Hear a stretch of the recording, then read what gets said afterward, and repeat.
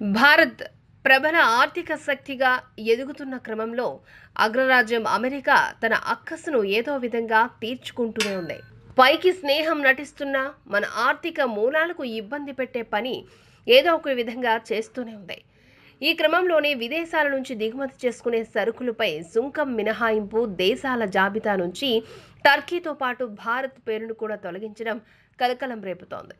అందుకే ట్రంప్ నిర్ణయం భారత్పై ఎలాంటి ప్రభావం చూపనుంది అనే దానిపై అంతా చర్చించుకుంటున్నారు. వాస్తవానికి అమెరికా సుంకం మినహాయింపు జాబితా కింద భారత్ నుంచి 1500 రకాల సరుకులు దిగుమతులపై సుంకం విధించడం లేదు. అంటే ఎలాంటి సుంకం చెల్లించకుండానే భారత వ్యాపారులు ఆ వస్తువులను అమెరికాలో విక్రయించుకోవచ్చు.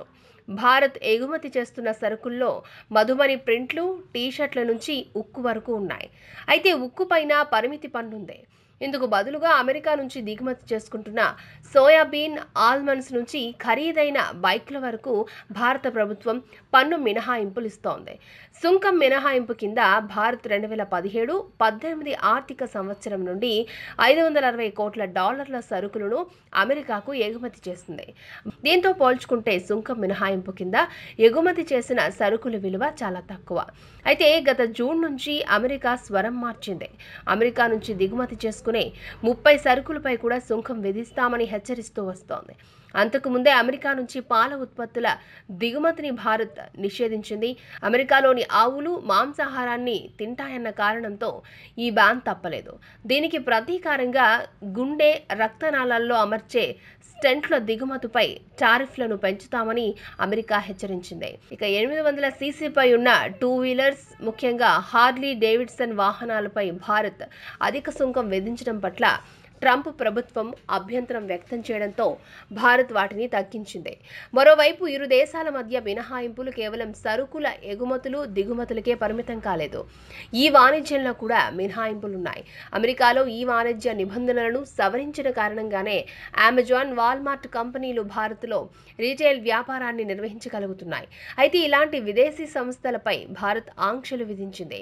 విదేశీ ఈ రీటైలర్లు రెడీగా ఉన్న సరుకులను మాత్రమే అమ్మాలని నిబంధన చేర్చింది. రిలయన్స్ లాంటి భారతీయ రీటైలర్స్ రెడీగా ఉన్న ఉత్పత్తులను అమ్మొచ్చు.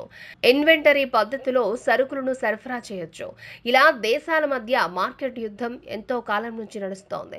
ఇప్పుడు ట్రంప్ సర్కార్ తీసుకున్న నిర్ణయం మనకే ఎక్కువ చేటు తెస్తుందని ఆర్థికవేత్తలు ఆందోళన వ్యక్తం చేస్తున్నారు.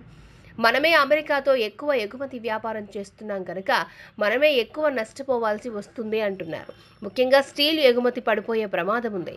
పరస్పర సుంకాల వల్ల ప్రభుత్వ ఖజానాలకు పెద్ద నష్టం వాటిల్లకపోవచ్చు. కానీ వినియోగదారులు ఎక్కువ ధరలు పెట్టి సరుకులను కొనాల్సి వస్తుంది కనుక వాళ్ళ జేబులకు చిల్లులు పడతాయి. ఏదేమైనా అమెరికా అతిపెద్ద ఆర్థిక వ్యవస్థ కలిగి ఉండి అక్కడి వినియోగదారులకు ఆదాయం ఎక్కువ. అలా చూసినా భారత్ వినియోగదారులే ఎక్కువ నష్టపోవాల్సి వస్తోంది.